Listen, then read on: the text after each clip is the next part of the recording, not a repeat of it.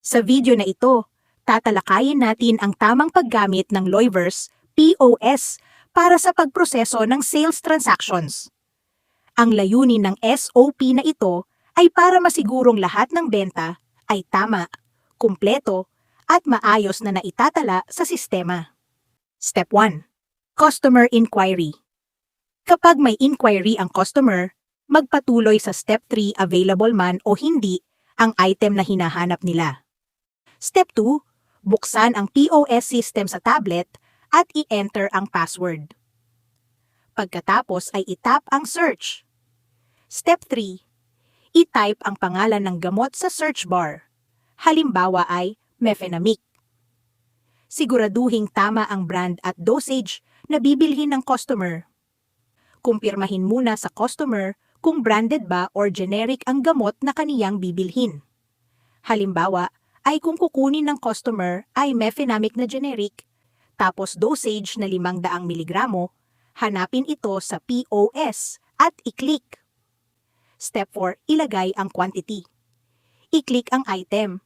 Ilagay ang tamang quantity na bibilhin at i-double check bago pindutin naman ang save.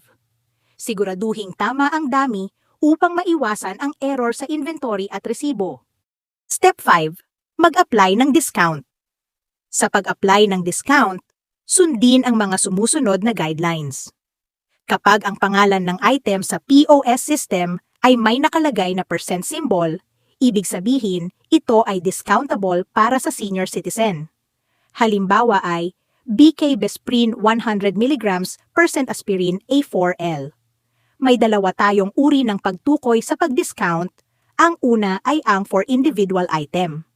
Kung senior citizen ang customer, i-apply ang 20% discount sa POS system para sa mga qualified na item. Tapos, kung ang item naman ay nakamark bilang near expiry, i-apply ang 50% discount.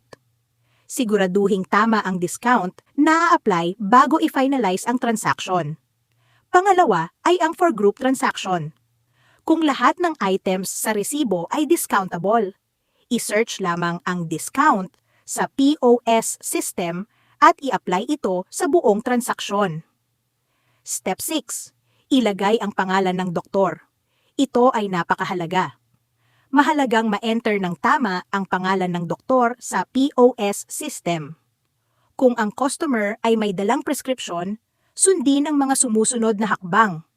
I-click ang plus sign o ang icon na nasa tabi ng 3 dots upang makita ang listahan ng mga doktor. I-search at piliin ang tamang doktor mula sa existing list sa POS system. Halimbawa ay si Dr. Abdel Lokman. Siguraduhing ang napiling doktor ay tugma sa pangalan na nakalagay sa prescription na ipinakita ng customer. Kung ang prescribing doktor ay wala sa listahan, piliin ang doctor prescription. Kung walang prescription na ipinakita ang customer, piliin ang no prescription.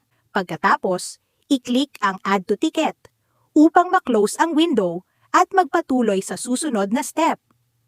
Step 7. I-process ang payment. I-click ang charge. Piliin ang payment method kung cash ba magbabayad ang customer, through GCash or credit. Ito ay kung approved lamang.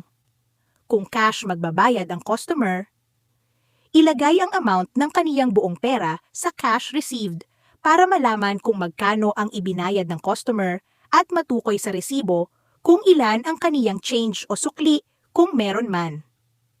Pagkatapos, i-confirm ang transaksyon. Ibigay ang resibo sa customer.